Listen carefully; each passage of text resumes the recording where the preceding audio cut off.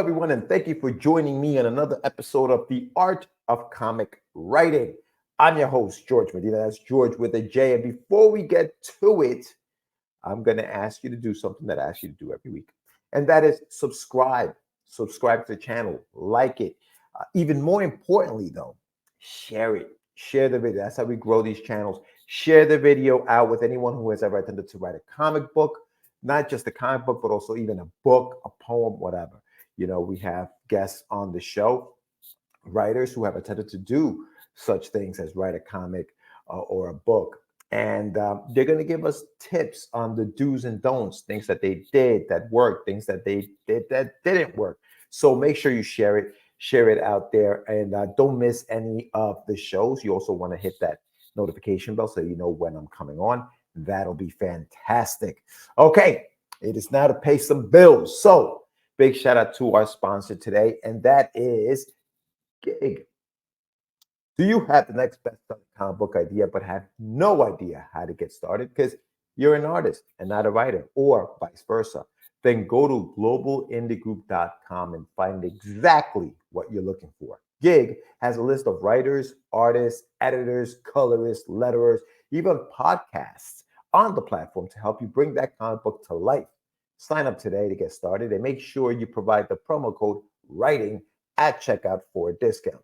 What are you waiting for? Go to globalindiegroup.com today and get started on that next best-selling comic book you've been wanting to create. What's your favorite part of creating stories? What is it? Because for me, it's world building.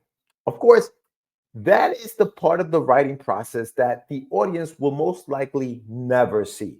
But it is, for me at least, arguably and probably one of the most important aspects of the fictional story you just created. Why? Oh, okay. Before the why, let me tell you the what.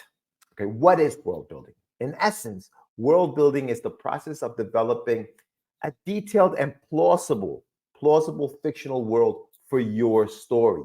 And the key word there is plausible. Why? Here's the why. Because it has to exist. It has to be credible. Otherwise, it falls apart. And how do we make our stories tenable? One way is to do research, lots of research. Today, I will talk to a writer whose story is so intricate and rich with details and nuances that I know she has done tons of said research. Plus, we're going to be giving her a writing prompt before we are done. Okay, you know what time it is. Without further ado, I am happy that this writer agreed to do this with me. She's a creator and writer of a very interesting apocalyptic drama about death and the inability to stay dead. That book is the acclaimed Path of the Pale Rider. If you haven't read it, you must. It is an extremely fun read. Please check out my show notes for the latest update on this project. And now, please welcome Miss Laurie Calcaterra. Hi, everybody. Hello. Hey, Laurie, what's going on? Thank you so much. I'm happy to be here. Thank you for having me on your show. I'm excited. Oh, it's amazing. It's amazing. I'm so glad you agreed to do this with me. We were talking before the show started about the reason why we had this show. A funny thing also happened, which I will have some outtakes about, I'm sure, at some point. But thank you so much for coming on. And by the time this airs, I'm pretty sure your story will be deep into Path of the Pale Rider, which I am loving. I am loving the story. You have done incredible stuff with it. So thank you so much again for being here and for the story. Oh, thank you. Thank you for being a supporter as well. I know you've been with us since the beginning, so that means a lot to me. Yes. To have other creators think that my project is, worthwhile and worth reading. I think I got something, but it's great when everybody agrees. Yeah. Well, you know what it is. I mean, and we're going to get into a bunch of questions that I have for you about not just the story, but about writing, about the craft, right, of writing. Because we talked about this also before we came on. We talked about how there are different levels and different genres within writing. You have your prose, you have your poets, you have your screenwriters, you have your comic book writers, and that's what we're doing. And I know that you didn't start off as a comic book writer, so you've had to learn how to do this. Let me start with this question. When it comes to And your story is one of these stories that has tons of these. Okay, so when it comes to adding twists and turns to your stories, how do you choose between injecting the story with logic that will be too predictable versus straying too far from logic and facing the possibility of the story coming off too unbelievable? How do you manage that? It's a fine line that you have to walk. In my story, a lot of times in the beginning, we are building that logic. We're the world is created, but I want people to see the rules, right? So a lot of the twists that happen in the beginning are for the purpose of building those rules, right? Yeah. And it's a twist because you haven't been introduced to the world. So just letting it play out within the rules actually creates those twists because people aren't used to that. But when you get further into the story and people are used to those rules, then you can start breaking those rules for a purpose, right? We always want to have those twists lead us towards our final destination, building that story and taking us to that third act. It's important that everything kind of leads to that instead of like, oh, he speaks French now. Oh, you didn't know he could pick locks? Oh yeah, he can do that now. Like that's not a thing we should be adding as a twist. That should be established, right? But those big twists should be built within the logic, but eventually break the logic a little bit, right? Right.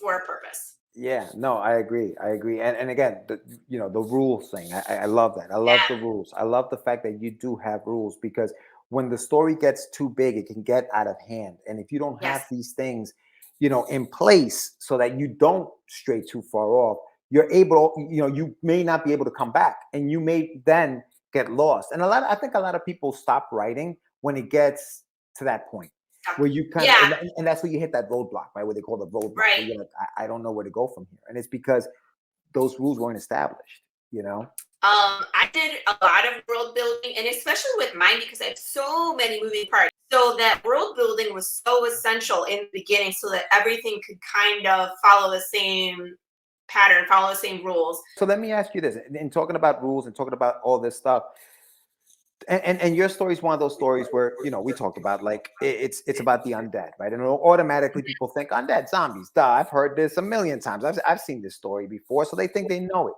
Do you ever feel hampered or discouraged by the need to be original? So the whole concept of my story is the original part, right?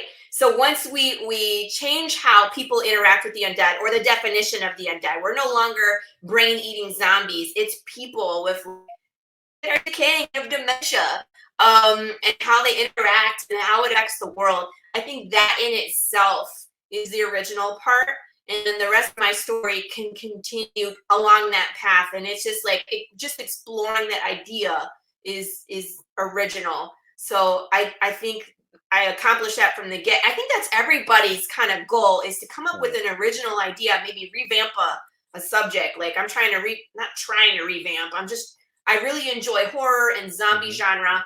And I wanted to do something different because of course it's all been done. It's all been done before, right? So that's our goal, is to do something different to kind of catch people's idea and maybe reignite a genre. Would be a lot of fun. The concept is the original, right?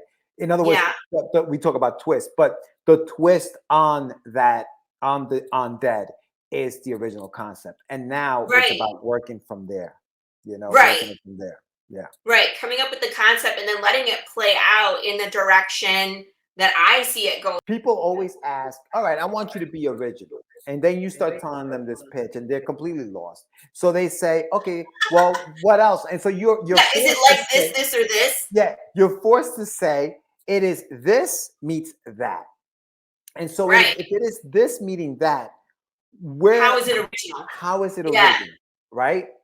Yeah. And so but I think you had mentioned something about it's about familiarity. I think it's part of that is familiarity and time, because when we first start talking about like when I was a brand new creator and I was trying to explain to people about what Path of the Pale Rider was, it took me a long time to get it across what I was trying to explain.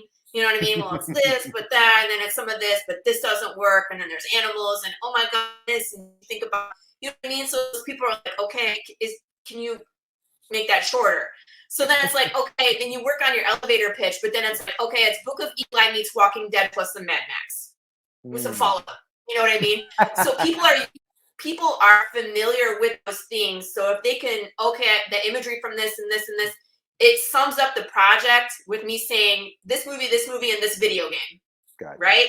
Gotcha. As opposed to me going on for like 10 minutes trying to explain the intricacies of how my story works. Yeah. And then when they sit down and read it, they realize that it does have those elements, but it's nothing like that.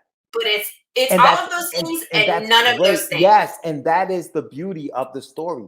That's what I personally like about it, is that, you come in expecting that, and now you think you know what you're getting, and then you realize you have no idea what you're getting. And it's more like, if you like these things, you will like this thing as well. I think that's right. I think that's correct.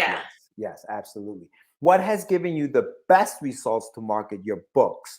Is it the Kickstarter? What has given you the best results? There's a few different avenues that I use. The Kickstarter is one of them.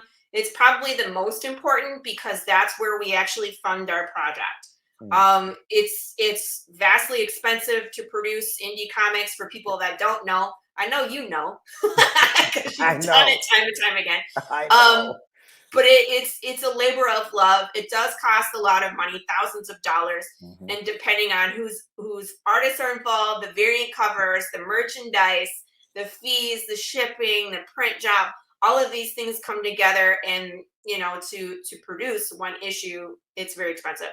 So the Kickstarter helps us do that. So usually while I'm campaigning, so while we're actively trying to collect, pledges from fans and whomever, we're trying to get to a bigger audience. We'll do usually about over 30 podcasts in about 6 weeks. That's nuts.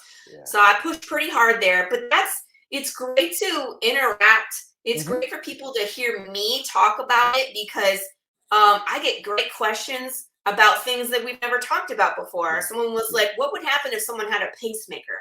Right. You know what I mean? So I love having those conversations, and it's great for people in the chat to be able to participate as well. So I love doing shows. I love talking about comics, other people's comics, anything, you know what I mean? But it's great to interact and get an audience that way. I will do Comic-Cons, so I will get a table. I'll interact that way as well. So that's a great way to get people who you're not seeing on the podcast. There's only so many people that will be pulled in by each podcast, and it's like, I think a lot of them overlap audiences, which is common because we all like to hang out with each other when we podcast. It's true, right? It's true. So it's like, yeah. I see your audience, I see my audience. Like, we go on Gary's, and like we're in the chat there. So there's some overlap. So it's like there's only so much reach there. So the Comic-Cons, you get out of that bubble. You meet new people. You get new fans. You get people from all over the place. And then it's great to walk around and meet new creators there too. So that's a great opportunity. I might find someone that I really want to work with on a future project, like either a podcast or anything. Variant cover, a co-writer. So it's great that way. And then the third thing I do is I go to local comic book stores. I'll introduce myself. I try to get my books on their shelves. Let's see, I'm on 1, 2, 3. I'm about 4 stores right now. I have one in Michigan that I just picked up, and I sent him 10 books, and he sold them all in 4 days. I was like, hey, brother. He's like, I need more books. And I'm like, let's talk. Nice. And then, of course, I'm involved with Any One World. So internationally, people can download Path of the Pale Rider as well. So I'm always looking for a new market, a new way to distribute the comic, to kind of build that audience. So to have a platform, my own show, and then be on other people's shows, it's really important because when you have a good idea, like, I feel like our story has legs, right? I feel like when people find us, if you're into horror, if you're into apocalyptic fiction, we kind of have all sorts of stuff going on. And people tend to gravitate towards us and want to be a part of it. But if you don't know we exist, how do you know what I mean? It's No, yeah, hard for people to absolutely. support and be a part of it if they don't know you even Yeah, exist. yeah. So And I that's think when I first started doing this, I was of the mindset of let the story do the talking, right? And that's right. great if that's great if your name is Jeff Loeb, if your name Or is Stephen King. Stephen King, right? Let your stories do the talking. They don't need to see me. They just need to read my book. Well, That's if not you're it not, anymore. no, because of social media, people want to interact with somebody, not Yes. something. So it's important to go to these conventions, right? Right. It's important to do shows like you're doing because I think that those two things hit two different markets. I think that the Hmm. Comic Cons, that's where you're going to grow your fan base, right? Hmm. Because these are people that are coming to the Comic Con to buy comics because they like comic books or they like pop culture or whatever it is, right? The Hmm. people that are watching you behind, like for example, right now, there may be people who also want to get into writing or have stories that they Hmm. want to do and don't know how to do it. So now you're creating that network. So I think that there are so many different things that you can do with the way you're attacking. I think it's brilliant. I think the fact that you're hitting every single stores, right? Like people Yeah. think, oh man, in order for me to get into a store, I need distribution, I need diamond, and you might to Yeah. get out there a lot, but you can still do it on your own. You're right. Like it Yeah. might take a little longer, and it might be a bit of a headache, but you can do it. It But you can can be do done. it. It can be done. That's one of my goals is to look like I'm going to go to McKinney. I want to find all the Mm, comic book stores in McKinney. I right, will find out, I'll go to their webpage and send them an email, introduce myself, send them some images, be like, hey, I would love to come in and just talk to you. right. I'll bring comics with me when I go. So that way they're prepared. I don't want to show up during their busy hours on a Saturday and kind of take up their time. They're trying to run their store, Right. So I Yeah, want to yeah. be there on their terms, introduce myself, give them some copies of the comic, tell them what we're about. A lot of times they'll buy some when I'm right there.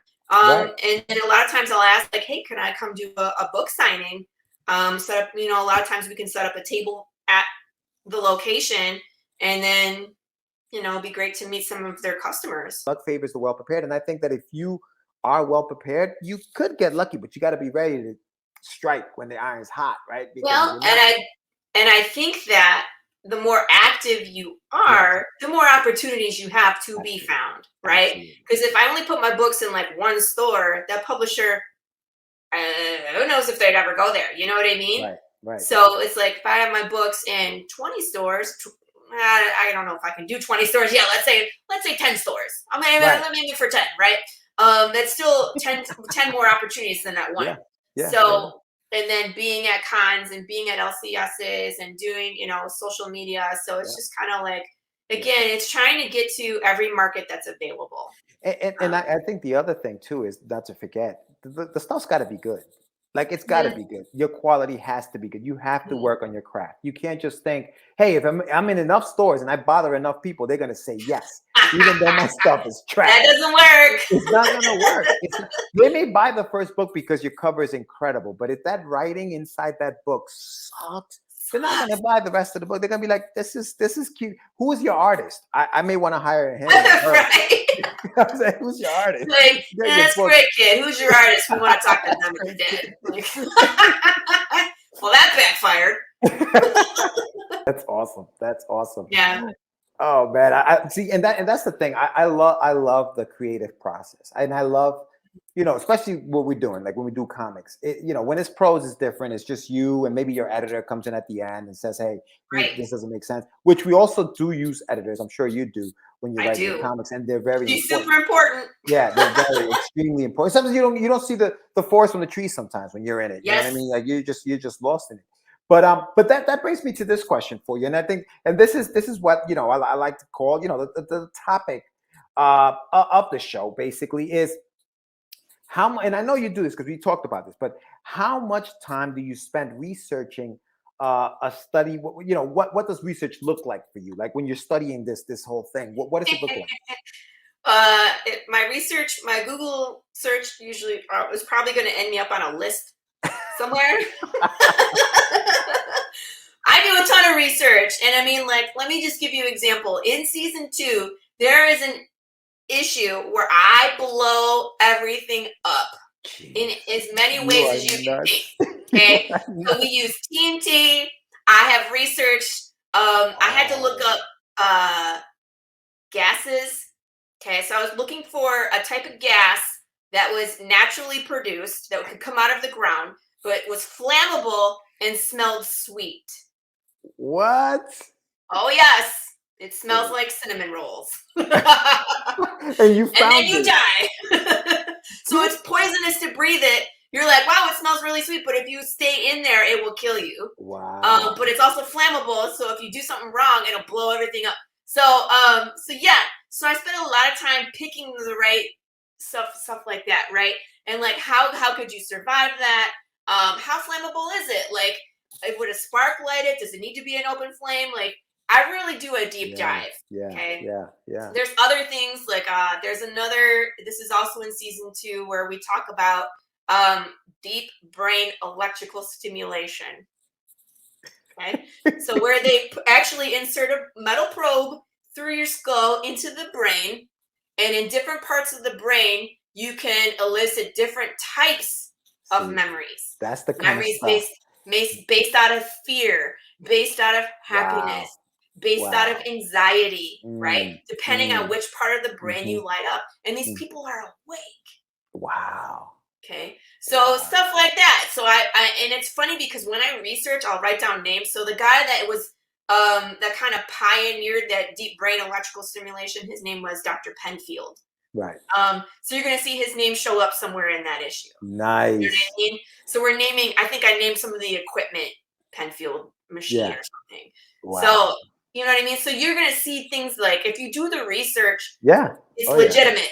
Yeah. So it's based in real life, but how we use it is still Yes. fantastical, supernatural, or Yeah. apocalypse, whatever, gore for Yeah. gore, but it's based on reality. So I always want that like science behind what's Hmm. happening, I agree. just to give it a little more authenticity. Yeah. So No. yeah, I researched the crap out of stuff. I love that you say that because I think that research not only does it make the story authentic, right, but it Mhm. also makes us kind of. I feel like you're searching for one thing, you find the answer to that, and then that sparks the idea for something else, right? And Yes, now you're rabbit hole. diving. Yes, now you're in the rabbit hole of things, and I like to use research for like names and stuff like that, and Yes, like you know what I mean, because you can get a lot of that stuff from like just creating names of people or characters or places, yes, machines, like you just said. yes, You know what I mean, like, and so I think that research is something that as a writer, you need to get comfortable doing. yes. I feel like it's so easy too. Like back in the days, I feel like people had Google. to go to the library, right? Pull out a Uh-huh. book and read all of these books to get all the information you need. So you come home with a stack of books and you have to sit there and read. Now, exactly Use your now, thumb. that's it. That is Right it. on your It's thumb. that simple. So why not do it? Why Why not do it not? and make the story so much better That, by and doing that? it gives it that extra depth. Mm, So for me, I love Easter eggs. I love finding cool stuff. So when I like figure things out, like, oh my God, they're talking about this, and I can Google it, like, yes, they're referencing like Oppenheimer and how he discovered the oh, atomic bomb and blah blah. And I get so much joy out of that. yes. So that's what I want to create for my readers as well. And we've talked Mhm. about this too, like where does Jude's name come from, right? Right. Where does the name Path of the Pale Rider come from? So you're exactly on the nose, like how you name your characters. Yeah. If people understand why they're named that way, a lot of times they understand more about the character. They understand more about your story based off of the title, and it's like I name everybody for a reason.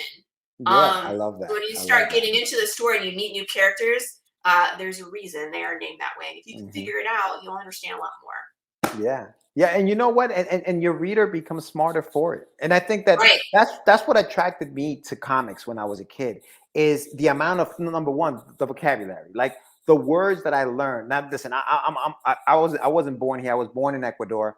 My first language was Spanish. So Mhm. learning English was something I had to do at a very early age. And reading was tough. When you learning how to read, yeah, okay, I knew how to read Spanish. Now I got to learn how to read this English thing. Right. And how do I do it? And it's boring. So I pick up a comic, and all of a sudden, now it's not boring anymore. Now it's not boring because there's these pictures, these people are talking, and the things that they're saying, the words that they're using. I'm like, now I'm gonna incorporate that into my speech. And some of the things they're talking about, that's interesting. And now you're learning, and I think that that's the beauty of comics. And I think people forget how important comics are for kids because it brings that in. And I don't care. Listen, I'm not talking about little kids, 5, 6, 7-year-olds. I'm talking about teenagers, right? Anybody, yeah, teenagers, yeah. Yeah, even adults. Yes. I mean, like, there are things that we can still learn from comics. And I think that people forget how important they are to our, I guess it's part of like the Americana, right? Comics are part of that. It's part of like who we were as a nation, reading comics and growing up, Superman, Batman, and all these iconic superheroes. That's what these kids were doing. That's what unfortunately, a lot of the young men who went to war, they had these comics, and that's what they passed the time to forget about the atrocities that were happening out there. Comics. And that right there is why I write comics. I write comics to give people that out, that escape, escape from their crappy job or their fight with their spouse or the bills that are coming in or someone's going through a medical whatever. All the anxiety and stress that comes from living life. I want to give people an out. I want to give them a chance to walk around in a terrible world and be like, this is so much worse. Maybe my life isn't so bad, right?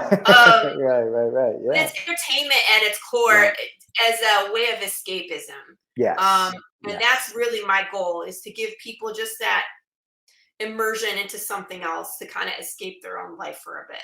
Yeah, that's a beautiful thing. That's a beautiful, and listen, and the more research you do, the more authentic that becomes. And even though it's like, it is an escapism kind of thing, they can still, it's grounded in reality. And you're like, oh, okay, that's interesting. Because like you said, right, you'd Google stuff and be like, that really did happen. So when they're Googling some of the stuff that you found, you're like, oh, this is interesting. And it makes it there are so many crazy things. There are so many crazy things in science that are going on and have been going on for like a decade that people are not aware of, that are now in my comic book. I love it. I love it, Laurie. What, this pig? Oh my God. Going in the comic. I love it. I love it. All right. Well, listen, Laurie, I have one final question for you. It is the bonus question. Are you ready for it? This one? Yes. I was like, what's your for another 2 hours? Yeah. What's your favorite YouTube channel, and why is it Get Your Meds? Just Get Your Meds. Why? Because it's the most entertaining, people. Where else can you find all the indie gold that you're looking for? We always have a good time. We always laugh. We joke. We talk about great stuff. I always learn something when I watch shows on Get the Meds. Just saying, Get Your Meds is the place to be. Make sure you like and subscribe. Hit that bell so every time there's a new show, you are aware and you can come hang out and watch it with us. I love it. I love it. Listen, I didn't tell you this yet, but I'm going to tell you now. Okay, and this is for the audience, everybody watching. This is a show, and we talk a lot about writing. Right? We talked a lot about writing on the show. So I'm going to leave you, Laurie, with a little bit of homework. Okay. Now you don't have to do this. You don't have to do this right now. Obviously, you don't have to do this right away. If you ever have some time, you're sitting on your couch, because you have nothing to do, because you're not creating. What time? Of course. All right. I have. I don't have that, but okay, lay it on me. I have a writing prompt for you. Okay. And I have a writing prompt. For everybody watching, you can take a part of this. The prompt is this. You ready? An empty moving van, a van that people use for moving things, found on the side of the road. That is your prompt. So you can sit down and write, whether it's a 15-minute short story, whether it's, I'm going to sit down for 15 minutes and write a short story, or you can write a scene or whatever, incorporate that, and you feel like, this is kind of cool. Let me send it to George. You can send it to me and I can put it on my website, or you don't have to. But that is the writing prompt. The writing prompt is an empty moving van found on the side of an empty moving van found on the side of the road. That is your writing prompt. Have fun with it. If you come up with something cool, let me know. If it's going to help you kind of incorporate into season 8 of Bet the Pill, right? Do your thing. But that is the writing prompt. And thank you so much, Laurie, again, for being on the show. This has been tons of fun. It's been very informative, which I love, because that's the whole point behind this show is to just tell people more about writing and how you do it. Like how you do it may help somebody else do it. Or they may say, nah, I think I'm going to try something else. But either way, you're learning, right? And I think that Right. that's what you did today. I appreciate that. Thank you. Yeah, and I appreciate just having time to come on and chat about writing. I love Path of the Pale Writer. I love comics. I love talking about all this stuff and like talking about the craft and being able to answer such thoughtful questions helps me, as well. Like, I never thought about that. You know what I mean? There's stuff that I should dive deeper into, or like maybe I had, maybe I don't research, or maybe I don't put enough description in my scripts and make my artist's job harder. Sorry, Marco. So I mean, it's just great to like talk through this stuff and like think in depth and really talk about the craft, because I mean, again, the goal is to always be improving, always be, challenging myself and being a better version of myself. Absolutely. Because all that does is it turns around and make my story better and better. Yeah. And with that said, thank you so much, Laurie. Again, guys, don't forget, all of her information is going to be in the show notes, and you're going to have all the updates as to what she's currently doing. I'm sure she's doing a lot. But thank you so much, Laurie, and I will be talking to you soon. Thank you so much. There you have it, kids. That was Miss Laurie Calcaterra. I told you she was going to be a great guest. She had a lot of interesting things to say. Her book is a very, very good book. And as you can see, she did a lot of research for her book, for her story. And it was nice. It was nice to sit down and talk to her about that. What about you guys? Writers, comic book writers, do you do research? I hope you do. And if you do research, are you on some kind of Google list as well? Like, is it that deep? Is it that crazy? Let me know in the comments below. Also, if you guys want to get down with the writing prompt, don't forget, it is an empty moving van found on the side of the road. An empty moving van found on the side of the road. If you want to get down, do so. If you are interested in me sharing it with the world, my email is in the show notes as well. Also, go to my website, getyourmeds.com. Check it out. Check out all my stuff there. Support the channel by not just subscribing and all that stuff, but there is merch like this T-shirt, for example, on the website. So go there and order yourself a T-shirt. Next week, I will have a very, very, very, very, very, very good friend of mine. Very good friend of mine. We've been doing this together for a long time. Mr. Aníbal Arroyo will be here next week. We will be chatting with him. And so make sure you check that out. Hit the notification bell so that you know when I'm going to be dropping that video. But thank you again for joining me today. Thank you for, subscribing to the channel and supporting what I'm doing here in the art of comic writing. I think it's very important. And with that said, don't forget, kids, keep writing. Peace.